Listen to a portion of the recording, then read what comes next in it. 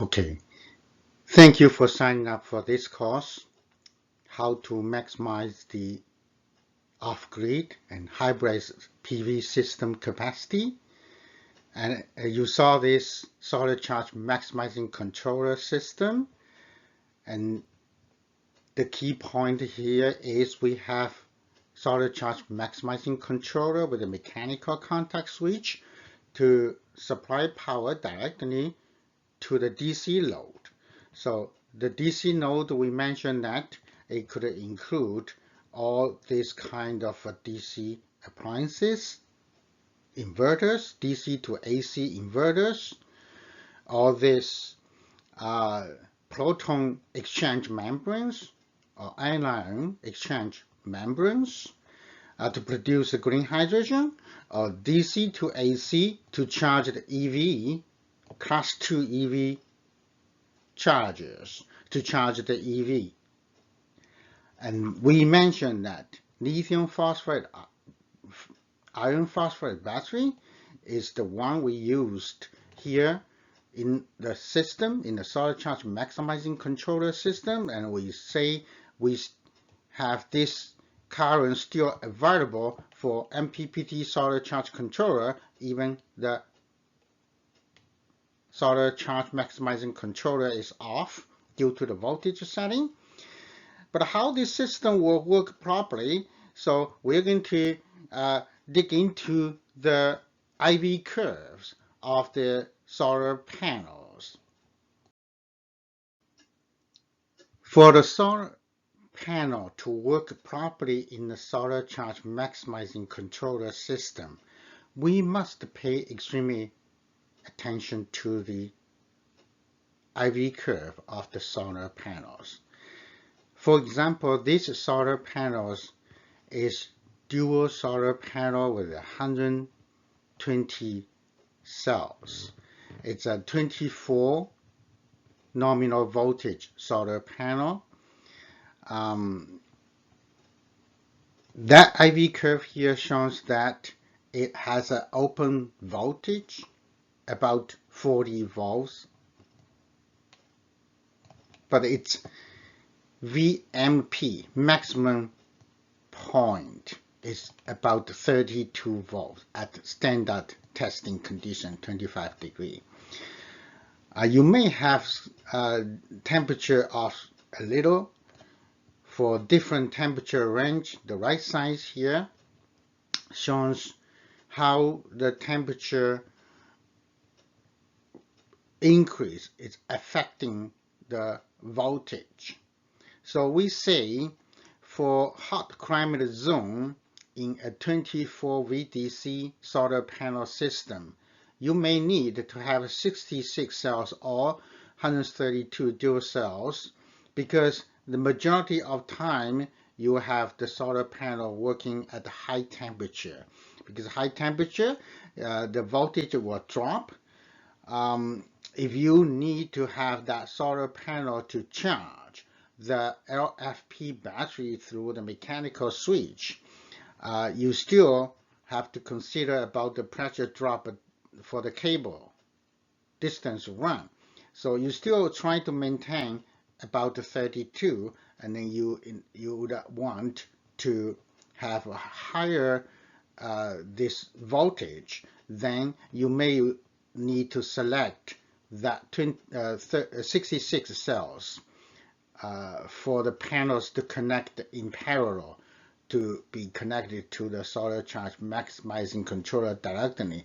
But in most of the weather condition, climate zone, you would still prefer to have 60 cells panel or 120 cells panel to be used in the 24 nominal voltage system. So if you're using them for 48 nominal voltage system, these two panels will be connecting in series, and to have that output connected to, parallelly connected to the solar charge maximizing controller system. But no matter in what kind of system you are designing, you're having, it's very important to look into the published, manufacturer published, this IV curve details. You want to make sure you have about 32. VMP. So this is in most of the weather condition, you should have this 32 degree. We're looking for that VMP, so to make sure the system working properly, to have the how to maximize the power harvesting for the system you designed. This is the comparison chart between different type of the battery cells. We choose to use LFP, this lithium iron phosphate battery, for reasons. The first is the nominal voltage they have. As you can see, per cell is 3.2 to 3.3. So if you have 8 cells, you're going to have 24 VDC system has a voltage range which is 25.6 to 26.4 volts. That's the most appropriate to be charged by the solar panel directly, which has a VMP 32 volts. For fully charged 8-cell battery, you're going to have 29.2 because per cell the maximum voltage they can take is 3.65. That's very important because the LFP battery must have a battery management system built inside to prevent that being charged over 29.2 for the 8-cell. By the way, for other voltage system, in this course we explain everything in 24 VDC system. For 12-volt system, every number is just divided by 2. So because 24 VDC system has 8 cells built inside the LFP battery. So if you have a 12-volt system, you have 4 cells. If you have 48 volts VDC system, lithium iron phosphate battery, you would have 16 cells built inside. So all the number here just times or divided. The other number we want to mention is the minimum voltage we could possibly have is 20 volts. That's being fully discharged, means the lithium iron phosphate battery being fully discharged at 2.5 volts per cell. So for 8-cell system, it's 20 volts. We don't want to have no less than 20 volts because if further going down to 2 volts, which is a 16 volt for the lithium iron phosphate battery in 24 volts nominal system, that means that battery can be damaged. It's a permanent damage. So we never want to have voltage to drop too much below. We're still going to show you the capacity chart at 20 volts. The battery almost has nothing left. So you don't want to use that to be below even 24 volts. So we want to prevent the lithium iron phosphate battery in 24 volts system to be not less than 24 VDC. We say at 24 VDC is not much charge being left inside. It's not worth to use it. So we try to maintain that battery at this proper range. Another interesting things I would like to mention is the lithium nickel manganese oxide this battery, NMC, nickel, manganese, cobalt. This used to be used for EV manufacture as a battery. Because of the power capacity, specific energy per kilowatt, watt-hour is more. So they say, okay, reduce the weight of the EV. However, nickel manganese is more expensive than lithium. Iron is abundant. And lithium is more deposit on Earth than others. And also, charging cycle lasts longer. Actually, this charging cycle, some manufacturers made 5,000 charging cycle. Another fact is the power capacity dropped minimum over a longer charge cycle. Say if you make an LFP battery 3,000 charging cycle, you still get 90% left. But this nickel, manganese, cobalt, they could have only 80 left after 3,000 charging cycle. So we just heard the news come out, some major EV manufacturer, they actually dropped this NMC battery and they settle for LFP battery. I think that's a reason behind that, because it's more abundant deposit and last much longer. It's safer too. The runaway, thermal runaway is 270 Celsius degree. And the charging capacity we are using LFP battery, a charging maximum can go up to 1 C, but it's very important that you check manufacturer's specification. Most of the time, they only allow you to charge at 0.5 C. That means if you have 100 amp hours battery, it's better to only charge 50 amps.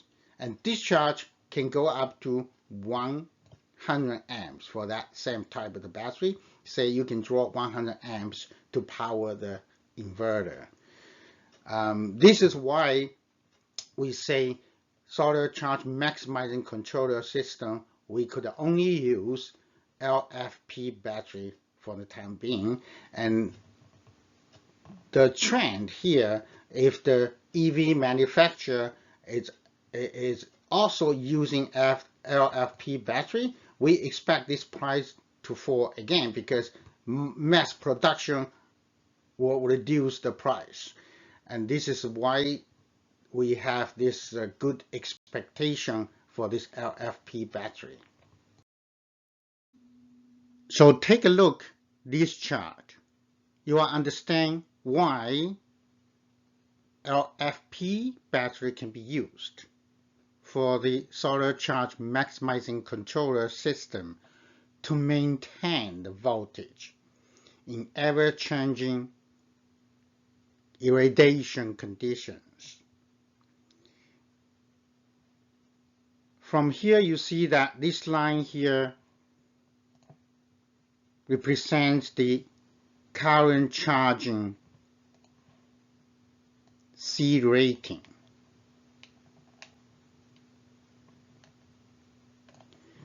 From 0.0 to 1.0.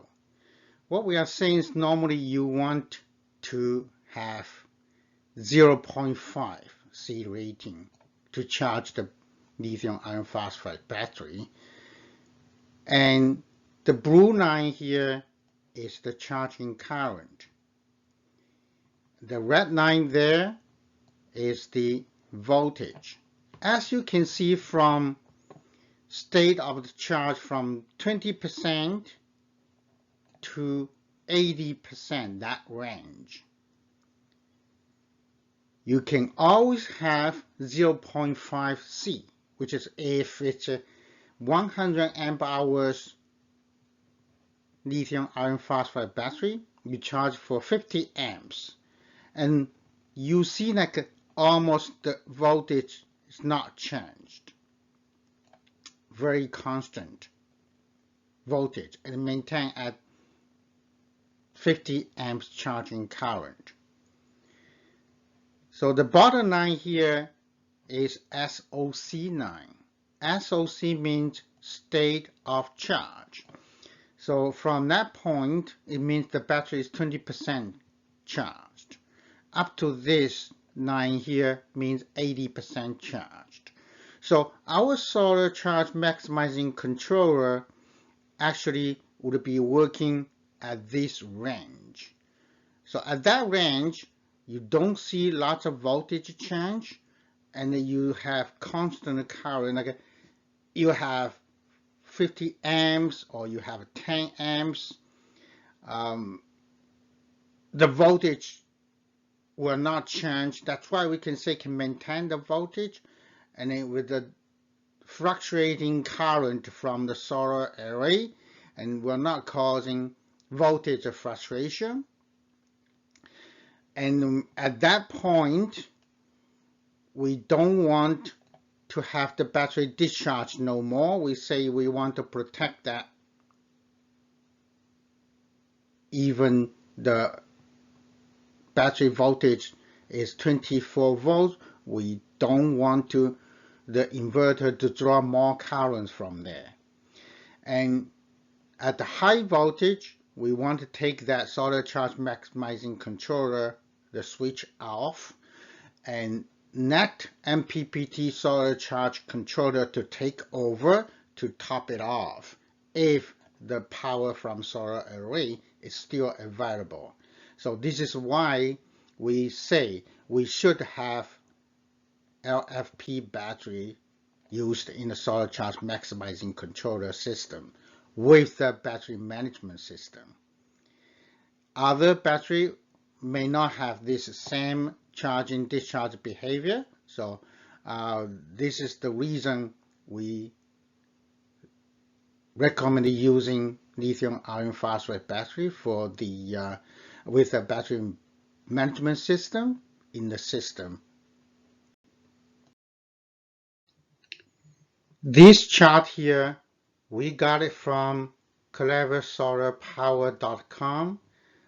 By the way, this website provides lots of this off-grid calculation formula. You can take a look.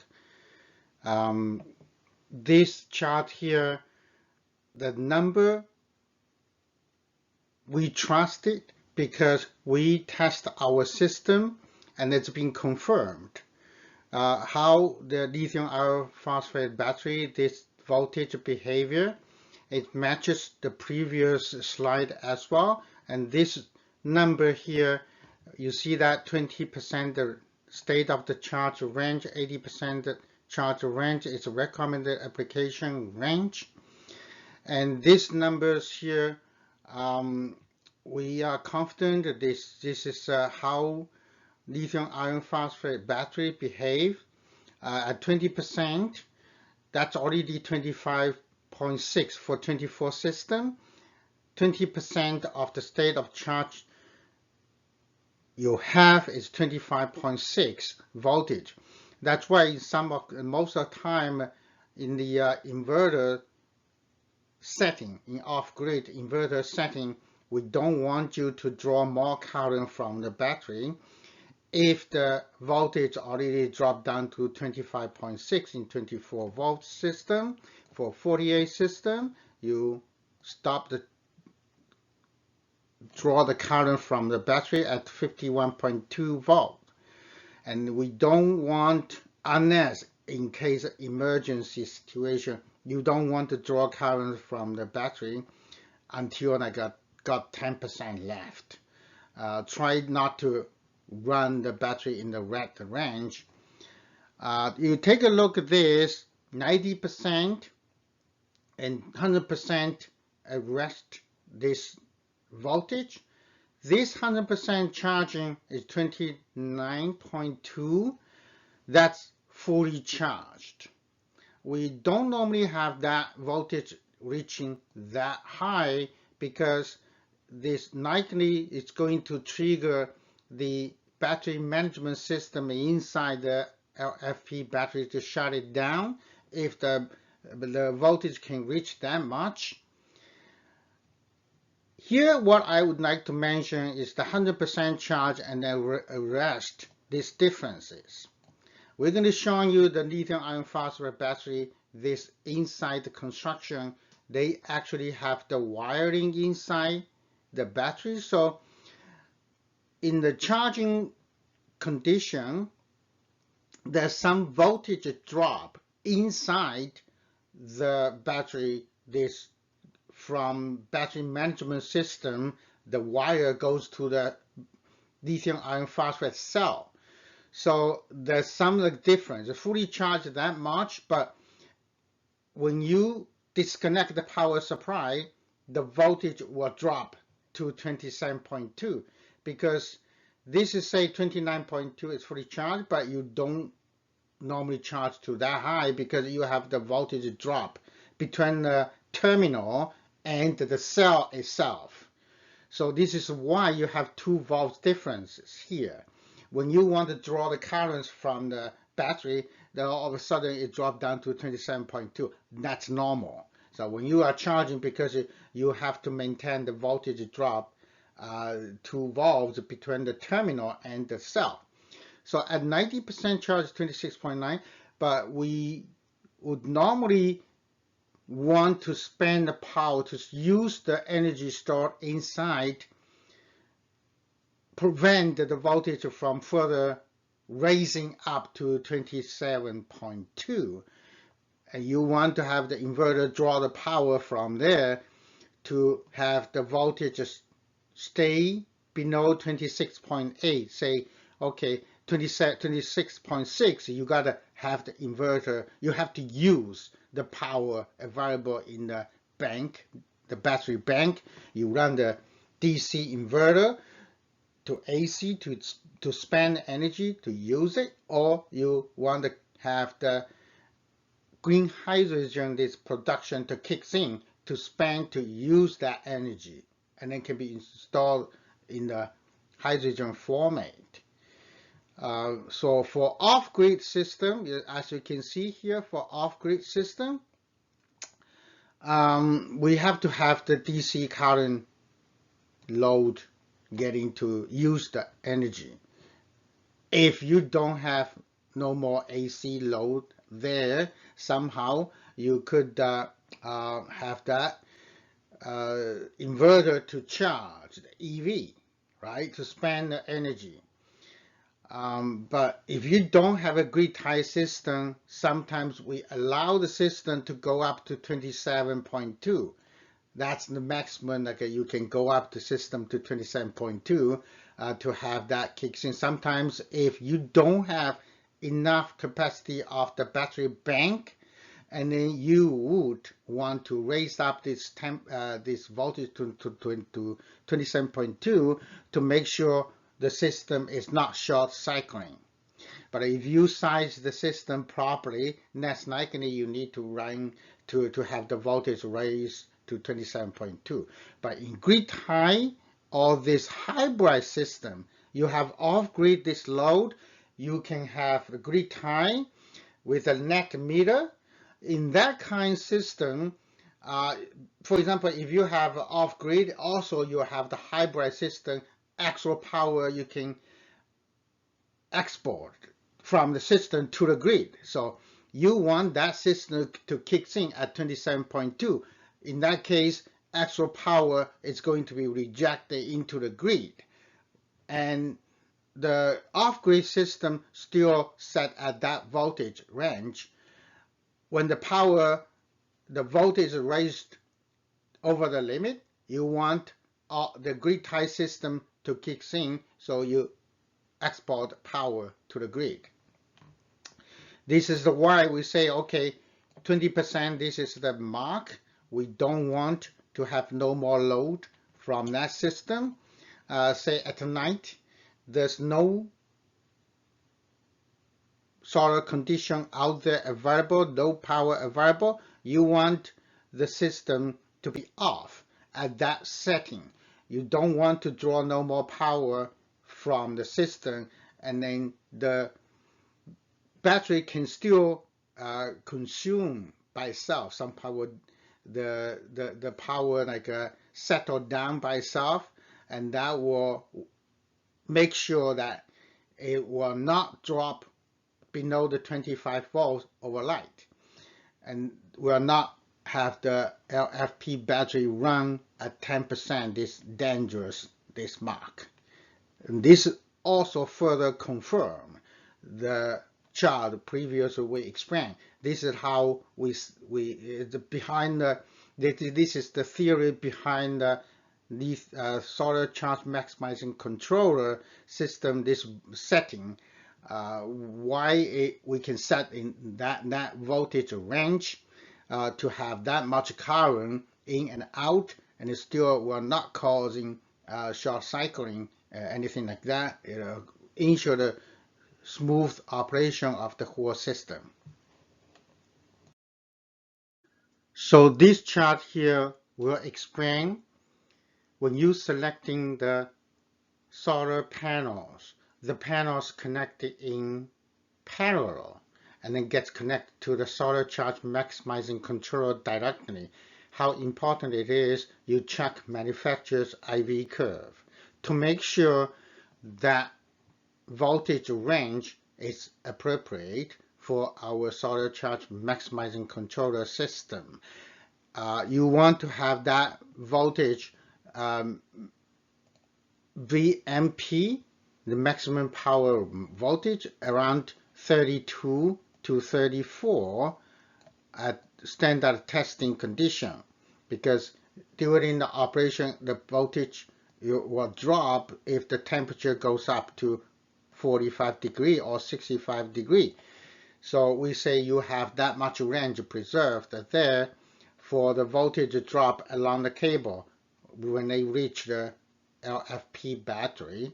So the LFP battery would have an operating range within 25.5, 27, or 26.5. That range depends on the setting you're going to have. And we say that this system will work because the normal solar 24 VDC solar inverter would have an operating range between 22 to 29. Like 30 volts, they will shut it down themselves to protect the component itself. We say if you run 28, even 28.5, the solar inverter is still working perfect, still working fine, including the DC powered proton exchange membranes, PEM cell for the green production machine. It also safe to operate up to 30 volts. And if we maintain 25.5 to 27, this is a safe range for the system to function properly.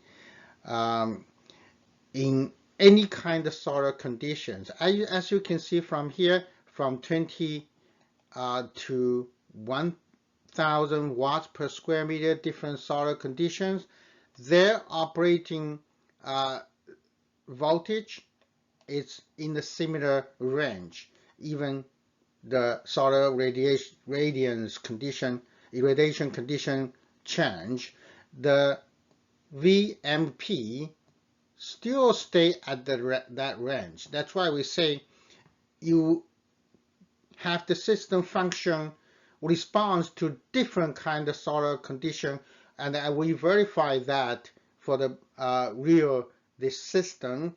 When the cloud move over, cover that, our solar charge maximizing controller immediately responds to the condition change, and all of a sudden, when the cloud move away from the array, the voltage, the current will jump up to 120 amps, and then we measure that through the system. It's lots of faster, the response is instant, without even rely on the function of the MPPT solar charge controller. It may cause some kind of time delay, and this is actually instant.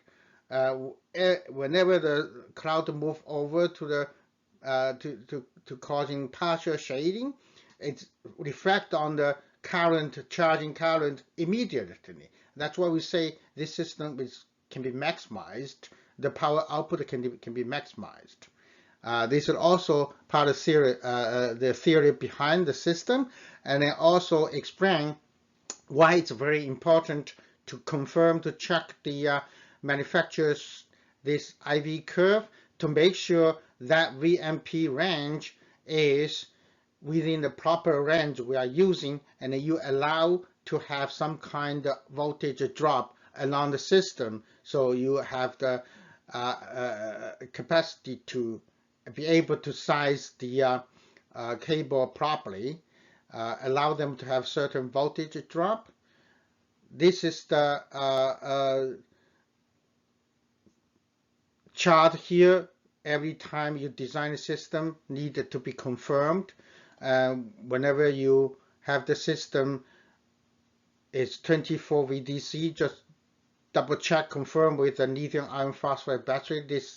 Publish this data sheet and make sure it matches the system. You have some kind of voltage drop available there for you to size the cable properly.